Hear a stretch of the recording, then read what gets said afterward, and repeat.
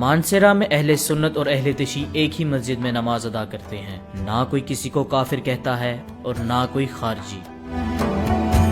اس جامع مسجد میں تقریباً 13 سال سے بھی تھی ہوں۔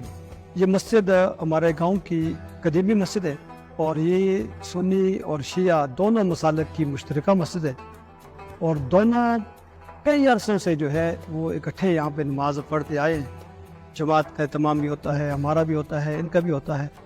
تو کم از کم 13 سال میں اپنی گارنٹی دیتا ہوں، 13 سال سے یہاں پہ کوئی ایسی نہ کوئی بار واقعہ نہیں ہوا۔ ہماری غم ہماری خوشی ایک ہے، تو پورے پاکستان کے اندر بھی اگر اس طرح کا ماحول بن جائے تو پاکستان امن کا گہوارہ بن سکتا ہے۔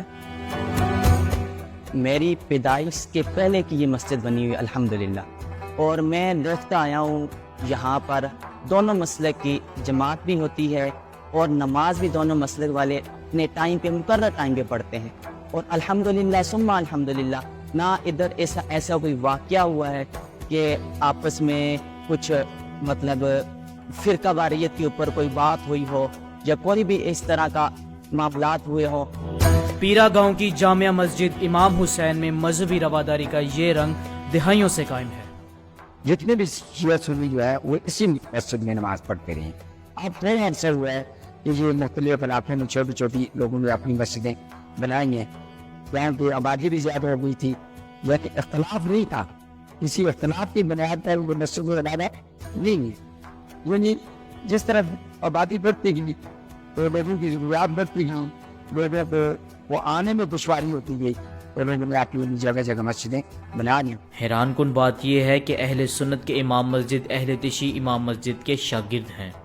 الحمدللہ اس مسجد کے پلیٹ فارم سے ہم مختلف کام بھی کرتے ہیں، سماجی کام بھی کرتے ہیں، سوشل کام بھی کرتے ہیں، اور ہر ایکٹیویٹی جو ہے جو معاشرے کی بہتری کے لیے ہے وہ اسی مسجد سے اس کا آغاز کرتے ہیں، اور اسی جمعے کے خطبے سے ہم اس کا آغاز کرتے ہیں اور ایک اچھا پیغام دنیا کو دینے کی کوشش کرتے ہیں۔ جہاں پر ہم دیکھتے ہیں کہ ہر وقت انتشار کی خبریں آ رہی ہیں، فرقہ واریت کی خبریں آ رہی ہیں، آپس میں لڑائی جھگڑے اور کشت و خون کی خبریں آ رہی ہیں، تو ایسے میں یہ پاکستان کے لیے ایک ماڈل مسجد ہے۔